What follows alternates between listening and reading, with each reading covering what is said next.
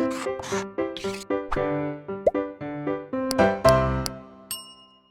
Everyone, मैं सुरभि गुप्ता हमारे YouTube channel blueprint digital में आपका स्वागत करती हूँ। बच्चों, हम पढ़ रहे हैं क्लास 9th जीव विज्ञान, जिसमें हमारा अध्याय चल रहा है why do we fall ill, हम बीमार क्यों होते हैं।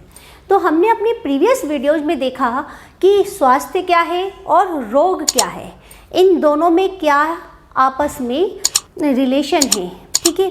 और रोग मुक्त और हेल्थी पर्सन इनमें क्या अंतर होता है, क्लियर, और इनमें क्या अंतर है और क्या समानता है। उसके बाद अब हम देखते हैं कि जब हमें रोग पता चल गए, रोग के कारण पता चल गए हैं और रोग के हेल्थ पता चल गई और हेल्थी पता चल गए, अब हम देखते हैं जो रोग होता है, डिजीज है, वो कितने प्रकार की होती है। तो बच्चों, जो डिजीज होती है, अगर हम उन्हें एक ही सिंपल लैंग्वेज में कहें तो डिजीज 4 टाइप्स की होती है, ठीक। एक होती है आपकी एक्यूट, एक होती है क्रॉनिक और कॉग्निटल और एक्वायर्ड, ठीक। मगर हम इनको देखते हैं अगर अवधि के आधार पर, यानी कि टाइम ऑफ ड्यूरेशन, जो ड्यूरेशन ऑफ डिजीज की ड्यूरेशन के उनके टाइम के आधार पर देखते हैं कि कितनी अवधि की होती है। तो सबसे पहले हम इनको 2 भागों में बांट लेते हैं। सही है, एक होते हैं हमारी कौन सी, एक होती है तीव्र रोग या एक्यूट डिजीज, और दूसरी होती है दीर्घकालिक रोग, क्रॉनिक डिजीज। सही है, तो अब हम पहले देखते हैं तीव्र। देखिए, इसके नाम से हमको पता चल रहा है, तीव्र मीन्स फास्ट, तो वो रोग जो तीव्र गति से आ रहे हैं, ठीक है, तीव्र गति से आए और तीव्र गति से चले गए, जिनके क्या है, फास्ट है, क्या स्पीड, ठीक, तो उनकी स्पीड फास्ट है, आए भी जल्दी से और चले भी गए जल्दी से, जिनके आने का एकदम पता चल गया। सपोज फीवर हो गया, तो फीवर होते ही क्या हुआ कि एकदम बॉडी का टेम्परेचर हाई हो गया। जब बॉडी गर्म दिखाई देने लगी, गर्म फील होने लगी, तो पता चल गया व्यक्ति को या किसी जिस रोगी है उसको पता चल गया कि हाँ जी मुझे बुखार हो गया है, ठीक है, बुखार हो गया। अब वो क्या हो गया, उसके लिए डॉक्टर के पास गए, उन्होंने टैबलेट दे दी। अब मेडिसिन लेने के बाद फीवर क्या हो गया, ख़त्म हो गया, उतर गया, ठीक है। तो वो जितनी जल्दी आया उसी स्पीड से वो ख़त्म भी हो गया। तो इस तरह के रोग जो होते हैं वो होते हैं तीव्र रोग, एक्यूट डिजीज, ठीक है। जैसे कॉमन कोल्ड हो गया, कोल्ड के बाद पेन हो गया, हेडेक है, स्टोमक पेन है, जो सिर दर्द है, पेट का दर्द, लूज मोशन है, ठीक है, फीवर है, ये सब क्या है, ये सब एक्यूट डिजीज है जो एकदम आती है। कोल्ड हुआ, कोल्ड की मेडिसिन ली, कोल्ड ख़त्म हो गया, ठीक है। तो ये बहुत जल्दी आते हैं या ये कहिए इनके सिम्टम जो होते हैं, लक्षण, ठीक है, हमने प्रीवियस वीडियो में पढ़े थे लक्षण और साइन क्या होते हैं, चिन्ह क्या होते हैं। लक्षण क्या होते हैं कि सभी रोगों के जो कॉमन प्रभाव जो शरीर पे होता है, कॉमन प्रभाव होता है, उस सामान्य प्रभाव से जो शरीर में अंतर आता है, जो दिखाई दे पता चलते हैं, वो लक्षण कहलाते हैं, ठीक है। और चिन्ह होते हैं जो विशेष रोगों के लिए विशेष चिन्ह होते हैं। तो बहुत सारे लक्षणों को आधार बनाकर विशेष चिन्ह बनाए जाते हैं जिनसे रोग का पता चलता है। तो जो रोग के लक्षण दिखाई दिए, सिम्टम दिखाई दिए बॉडी पर, उससे रोग का पता चला और उसके ट्रीटमेंट हुआ और वो ठीक हो गया, तो वो कहलाए हमारे एक्यूट डिजीज, ठीक है। तो ये तीव्र के नाम से इनका समझ में आता है, तीव्र रोग जो तीव्र गति से आते हैं और फिर उतनी ही ऐसे ही तीव्र गति से चले जाते हैं। सही है, तो वो हो जाते हैं एक्यूट डिजीज। अब हमारा नेक्स्ट आता है क्रॉनिक डिजीज, दीर्घकालिक रोग। अब हमारे इसके नाम से ही समझ में आ रहा है दीर्घकालिक, यानी कि बहुत लंबा टाइम, ठीक है ना, दीर्घकाल है ना, लंबा टाइम।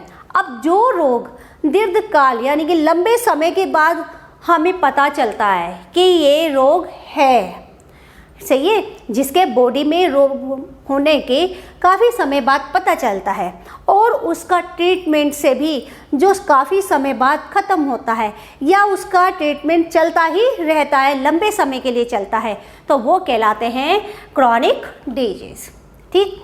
जो जिसके सिम्टम हमें एकदम दिखाई देते हैं और ट्रीटमेंट होकर एकदम ठीक हो जाते हैं, वो होते हैं एक्यूट डिजीज।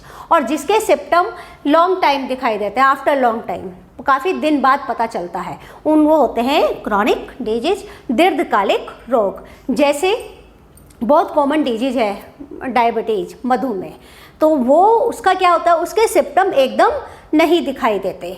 कैसे धीरे धीरे धीरे वो चलता है, जब वो अपना काफ़ी हो जाता है तब उसके सिम्टम दिखाई देने शुरू होते हैं। ठीक है, फिर उसका ट्रीटमेंट भी चलता ही रहता है।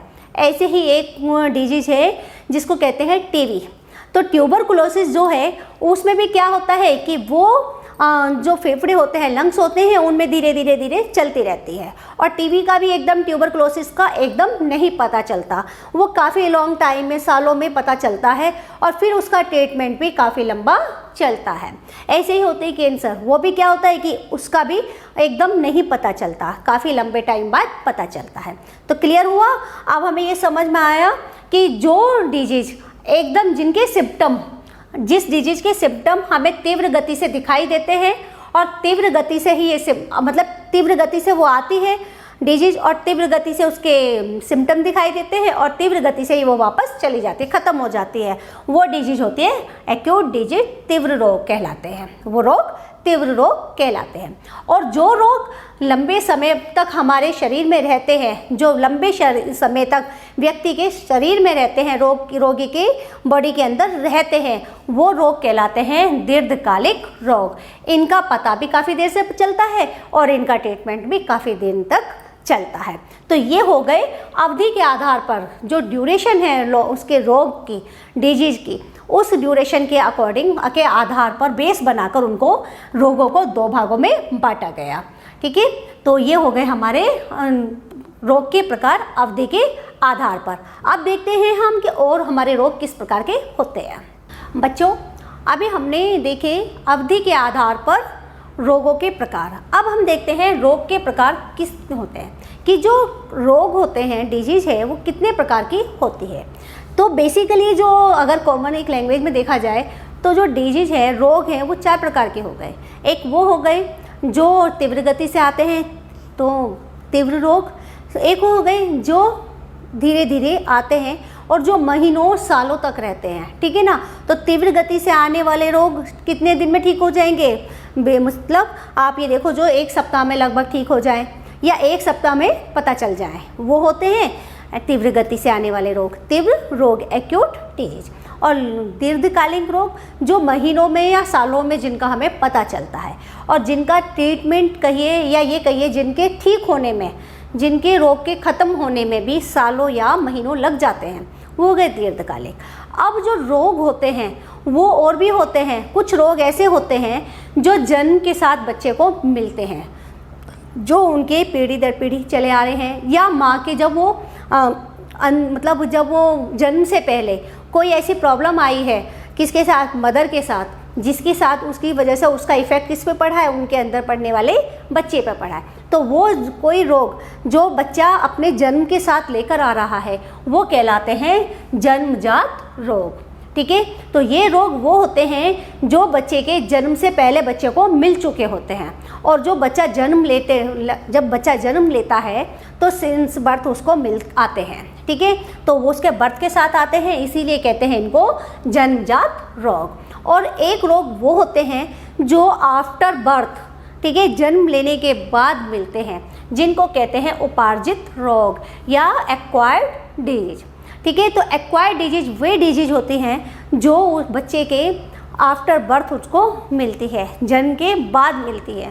ठीक है, वो जन्म के बाद, ऐसा नहीं कि जस्ट जन्म के बाद, मतलब कभी भी जन्म के बाद जो उसको बाद में जिसको वो अर्जित करता है, बाद में लेता है, वो होते हैं उपार्जित रोग। ठीक है, तो जो जन्म के साथ आ गए जन्मजात और जन्म के बाद मिलते हैं वो होते हैं उपार्जित। अब जो ये हमारे एक्वायर्ड डिजीज हैं, उपार्जित रोग होते हैं, ये भी 2 प्रकार के होते हैं। एक होते हैं इन्फेक्टियस और एक होते हैं नॉन इन्फेक्शियस। ठीक है, संक्रामक रोग और असंक्रामक रोग।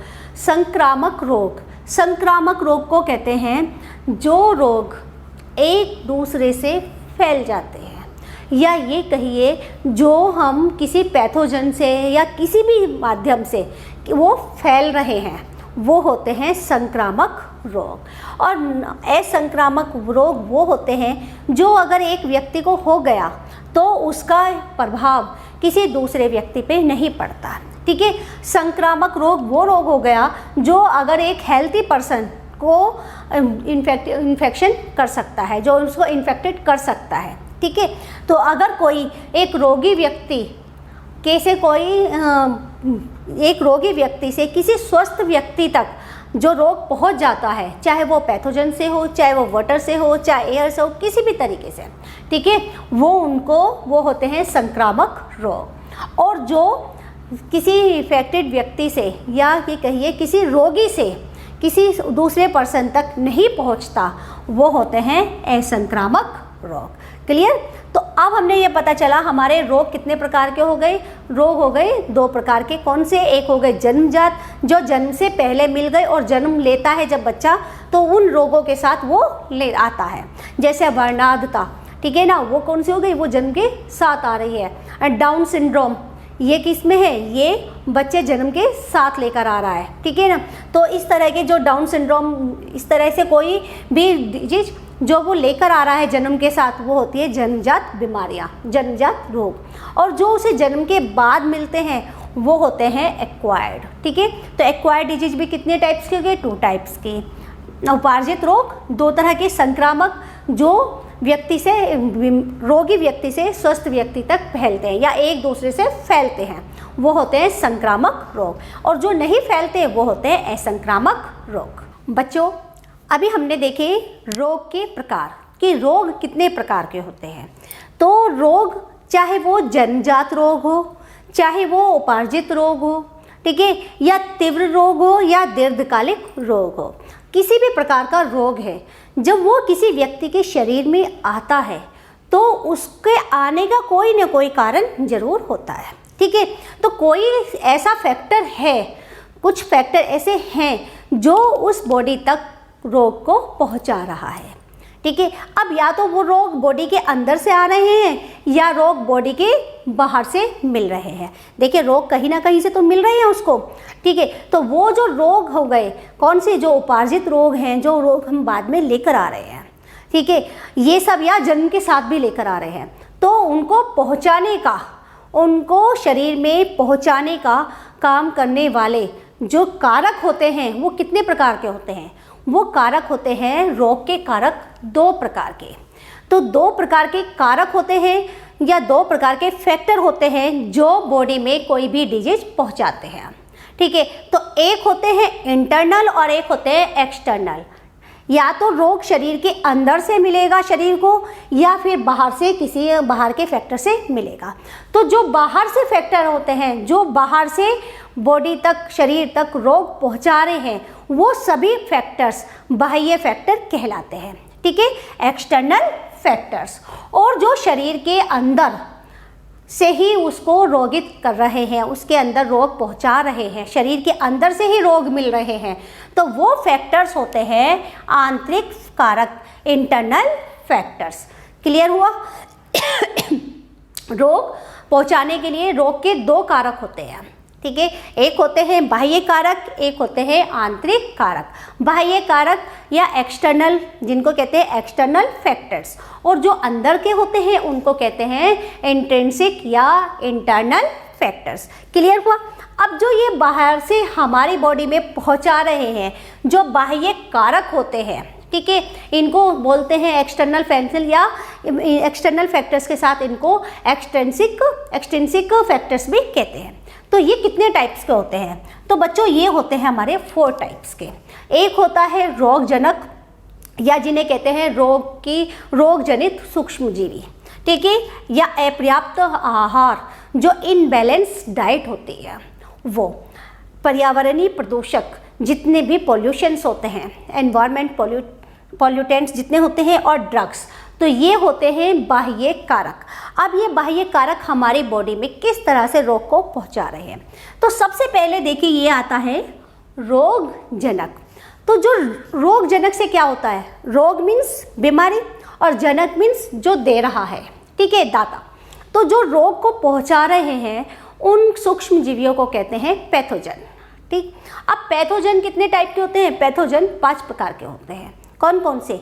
वायरस, बैक्टीरिया, प्रोटोजोआ, फिर उसके वायरस, बैक्टीरिया, प्रोटोजोआ और फंजाई और वर्म्स। ठीक है, तो कौन कौन से हो गए? वायरस, फिर बैक्टीरिया, फिर फंजाई, फिर प्रोटोजोआ, और प्रोटोजोआ के बाद आता है हमारा वर्म्स, कृमि, जितने भी कृमि होते हैं। ठीक है, तो ये होते हैं पैथोजेंस माइक्रोब्स। तो वो माइक्रोब्स जो बाहर से बीमारी को ला रहे हैं। कैसे?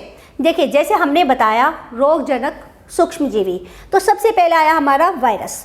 तो वायरस कौन से पहुंचा रहा है कि जितना भी खांसी जुकाम होते हैं, जुकाम हो रहा है, खांसी हो रही है, तो जब खांसते हैं या किसी जो रोगी व्यक्ति है उसने उसको, जब वो छींक रहा है, खांस रहा है, ठीक है, तो क्या होता है कि जो उसके अंदर से वायरस निकलता, वायरस जो है वो बाहर आ जाता है, कुछ ड्रॉपलेट्स होती है, जैसे वो छींका तो जो एनवायरनमेंट में आसपास वो ड्रॉपलेट आ गई और वो क्या करती है, वो कहाँ पहुँच जाती है? दूसरे व्यक्ति तक पहुँचती है। ठीक है, तो वो उसको भी इन्फेक्ट कर देती है।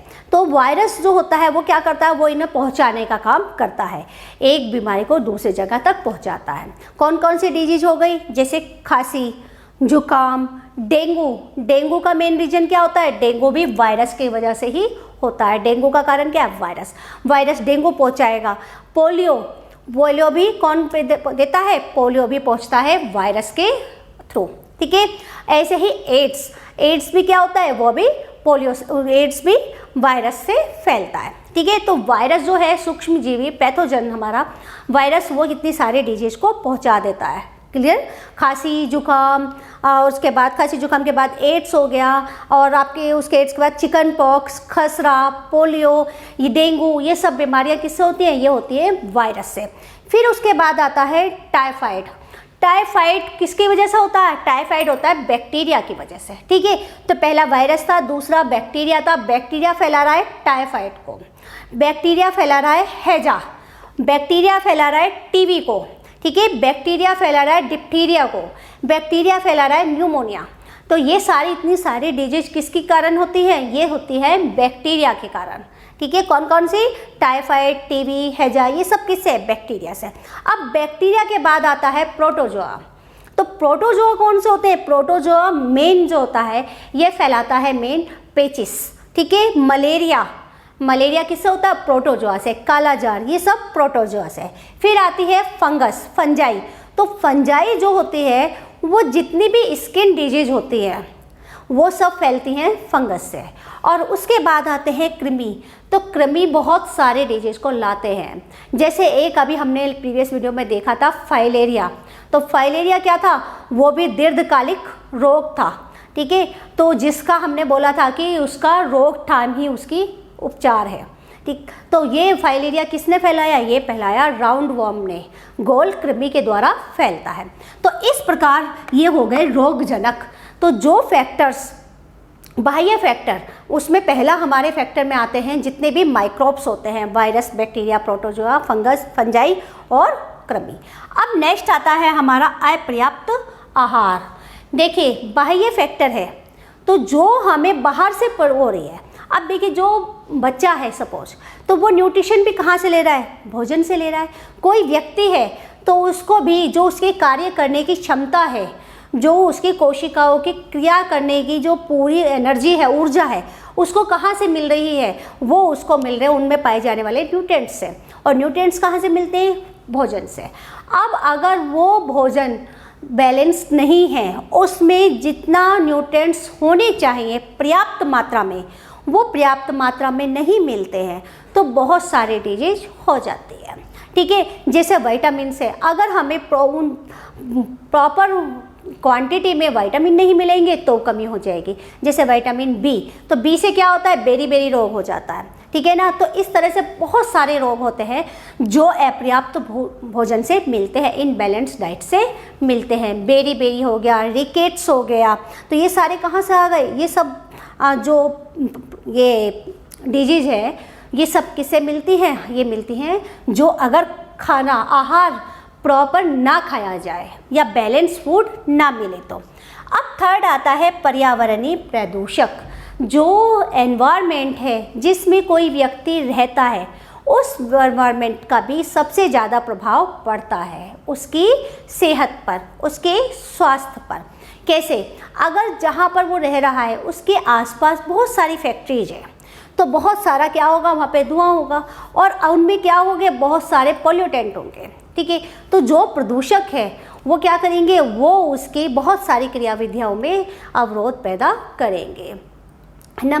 और बहुत सारा शोर है, अगर वो बहुत सारे शोर भी है, किसी भी तरह का पॉल्यूशन है, कोई भी पॉल्यूशन, तो वे व्यक्ति की सेहत पर या स्वास्थ्य पर प्रभावित, उसके स्वास्थ्य को प्रभावित करता ही करता है। ठीक है, तो इस तरह से हमारे ये तीनों क्या हमने देखे, ये है बाह्य कारक। और सबसे बाह्य कारक एक और होता है, वो होता है ड्रग्स। तो ड्रग्स में क्या होते हैं, जितने भी अल्कोहल हैं ये सब क्या करते हैं, ड्रग्स में आ जाते हैं। तो जो अल्कोहल है या कोई भी किसी तरह का ड्रग ले रहा है व्यक्ति, तो वो व्यक्ति भी जो स्मोकिंग कर रहा है, ड्रिंक कर रहा है, निकोटीन ले रहा है, किसी भी तरह से फॉर्म में ले रहा है ड्रग्स, तो वो भी उसकी बॉडी को इफेक्टेड करेंगे, उसकी बॉडी पे प्रभावित करते हैं। और बहुत सारे रोग किससे मिल जाते हैं, इस ड्रग से व्यक्ति के अंदर आ जाते हैं। तो इस प्रकार हमने पता चलता है कि बाह्य कारक कितने प्रभावित करते हैं किसको, शरीर को, और बहुत सारे रोगों को लाने का काम करते हैं बाह्य कारक। ठीक है, तो अब हमें क्लियर हुआ कि रोगों के कारक कितने होते हैं। रोगों के कारक दो प्रकार के होते हैं, बाह्य कारक। बाह्य कारक में हमने देखे इतने सारे कारक, ये किस तरह से उसको व्यक्ति को रोग पहुंचा रहे हैं। अब हमारा आता है आंतरिक कारक, कि जो व्यक्ति में कारक, वो कारक जो अंदर से उसके अंदर बीमारी को पहुंचा रहा है, रोगों को पहुंचाता है, वो होते हैं इंटरनल फैक्टर्स या आंतरिक कारक। तो आंतरिक कारक हो गए, ये भी कितने प्रकार के, ये भी 4 प्रकार के होते हैं। पहला होता है आनुवांशिक रोग, सेकंड हार्मोन्स स्राव की अधिकता या न्यूनता, थर्ड है प्रतिरक्षी तंत्र की गड़बड़ी और अंगों की क्रिया में आई विसंगति। क्लियर? तो जो कारक शरीर में बाहर से प्रभावित कर रहा है वो हो गया बाह्य कारक, और जो शरीर को में रोगों को अंदर से ला रहा है तो वो हो गया आंतरिक कारक। तो अब देखते हैं हम आंतरिक कारक में पहला। तो आंतरिक कारक में फर्स्ट है हमारा आनुवांशिक रोग।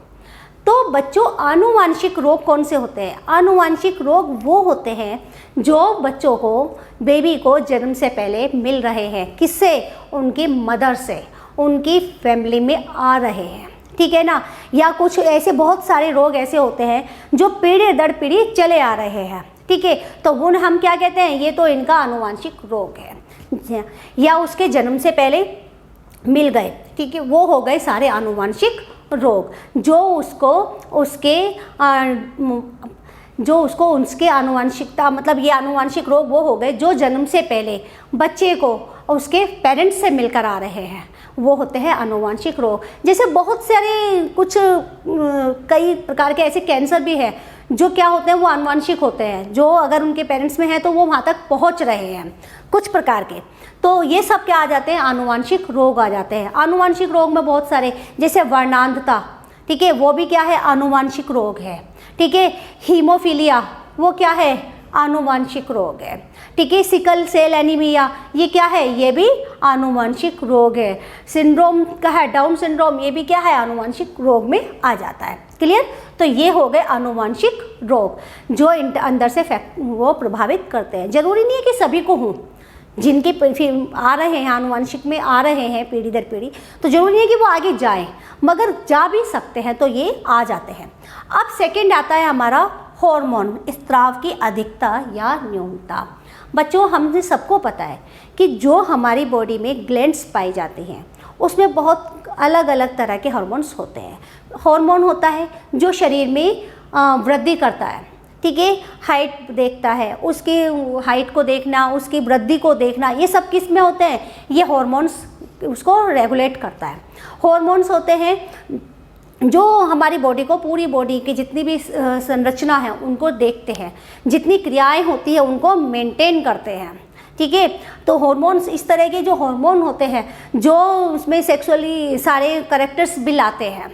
अब अगर वो हार्मोन कोई कम हो जाए या ज़्यादा हो जाए, ठीक है। अगर हार्मोन्स इनबैलेंस हो जाए, हार्मोन्स में गड़बड़ी आ जाए उसके रिलीज होने में, तो क्या होता है, बहुत सारे रोग आ जाते हैं, ठीक है। तो हार्मोन्स भी बहुत बड़ा फैक्टर होता है कि व्यक्ति में कोई डिजीज लाने के लिए। अगर सपोज ग्रोथ हार्मोन्स है वो इनबैलेंस हो गया तो क्या है, या तो व्यक्ति बहुत मोटा हो जाएगा या पतला हो जाएगा, बहुत लंबा हो जाएगा या बौना हो जाएगा, ठीक है। तो इस तरह से ये सब भी क्या है, हार्मोन्स भी क्या करता है, हार्मोन्स भी बॉडी में रोगों को देखता है, उसको कंट्रोल करने का काम करता है, ठीक। अब आता है हार्मोन्स के बाद प्रतिरक्षी तंत्र की गड़बड़ियाँ। प्रतिरक्षी तंत्र, इसका मतलब हमारा इम्यून सिस्टम। अगर immune system, malfunctioning of immune system, अगर इम्यून सिस्टम में वीक हो जाए या वो प्रॉपर फंक्शन नहीं करेगा तो बहुत सारे डिजीज अंदर ही अंदर आ जाएंगे, ठीक है। तो ये वो फैक्टर है जो डिजीज को, देखिए हमने जब टिश्यू चैप्टर पढ़ा था तो हमने उसमें पढ़े थे कि जो ब्लड होता है उसमें दो तरह की सेल पाई जाती हैं, एक आरबीसी और डब्ल्यूबीसी। डब्ल्यूबीसी क्या काम करती है, वो हमारे इम्यून सिस्टम को बनाती है, ठीक है, और उसमें वो एज ए सोल्जर वर्क करती है। अब अगर इम्यून सिस्टम का काम होता है कि जो शरीर में जितनी भी रोग आते हैं बाहर से या अंदर से, उन रोगों के प्रति, उनके रोगों को से हमारे शरीर की रक्षा करना, उनसे लड़ना, ठीक है। अब उनसे रक्षा करेगी कौन, हमारा इम्यून सिस्टम। अगर वो गड़बड़ कर रहा है इम्यून सिस्टम में, मैं कुछ भी किसी भी तरह के इनबैलेंस हो गया वो, तो बहुत सारे डिजीज आनी ही आनी है, या जो बाहर से आनी है वो उन्हें रोक नहीं पाएगा। अब आता है अंगों की क्रिया में आई विसंगति। अंगों की क्रिया में कैसे, देखिए हमने बताया कि जो जीव का शरीर है तो उसमें जितनी भी क्रियाएं होती है वो किससे होती हैं, वो अंगों से होती है, ऑर्गेन्स, क्योंकि ऑर्गेन्स, बहुत सारे ऑर्गेन मिलके ऑर्गेन सिस्टम बनाते हैं। अब वो पूरा सिस्टम जो चल रहा है वो ऑर्गेन से चल रहा है।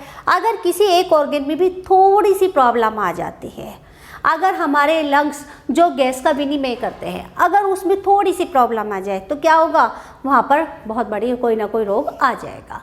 अगर हमारी आंतें क्या करती हैं, जो खाने का काम करती है, डाइजेशन का काम करवा रही हैं, जिसमें बाहर निकल रहा है, खाना ख़त्म हो रहा है, ठीक है, एसिमिलेशन चल रहा है, अगर उसमें कोई प्रॉब्लम आ जाए, जो व्रक है हमारे बॉडी में व्रक पाए जाते हैं, वो क्या काम करते हैं, उत्सर्जी पदार्थों को अलग करने का काम करते हैं, ठीक है। अब क्या होगा, अगर वो काम करना बंद कर दे, ठीक है, लिवर काम करना बंद कर दे, या कोई किसी में कुछ, किसी भी अंग में कोई प्रॉब्लम आ जाए तो क्या होगा, उसमें शरीर में कोई रोग आ जाएगा, उस शरीर में रोग आ जाएंगे, ठीक है। तो इस तरह से ये होते हैं आंतरिक कारक। अब हमें क्लियर हुआ कि जो शरीर में है रोग कहाँ से आते हैं, या तो शरीर में रोग बाहर से आएंगे, बाहर से कहाँ से, बाहर से आएंगे किसी भी सूक्ष्म जीवियों से, माइक्रोब से, वायरस से, बैक्टीरिया से, प्रोटोजोआ से, ठीक है, या फंजाई से, फंगस, उसके साथ साथ जितने भी कृमियाँ उनसे आएंगे, या पोल्यूशन होगा वहाँ पर तो उससे आएंगे, या फिर जो ड्रग्स ले रहा है उनको रोग मिल जाएंगे, ठीक है, या अगर वो भोजन सही नहीं कर रहा है तो बहुत सारे रोग आ जाएंगे। अगर बाहर से नहीं आते तो बहुत सारे रोग अंदर से भी आते हैं, जैसे अगर हार्मोन्स डिसबैलेंस हो जाए तो बहुत सारे रोग आते हैं, हार्मोन्स, या फिर आनुवंशिक भी होते हैं, ठीक है, आनुवंशिक आते हैं, हार्मोन्स के उससे न्यूनता या अधिकता से आते हैं, इम्यून सिस्टम के वीक होने से आते हैं, और उसके साथ साथ आते हैं किसी बॉडी के ऑर्गन को कम या ज़्यादा काम करने पर ये आ जाते हैं। तो बेटा इस तरह से हमारी बॉडी में रोग कहाँ से आते हैं, दो तरह से आते हैं, या तो इंटरनल या एक्सटर्नल, ठीक है। तो ये होते हैं फैक्टर्स जो रोगी को, रोग तो को पहुँचाने का काम करते हैं। क्लियर, तो ये हमारे इंटरनल और एक्सटर्नल फैक्टर्स क्लियर हुए। ओके स्टूडेंट्स, तो इस वीडियो में हमने देखा रोग के प्रकार और रोग के कारक।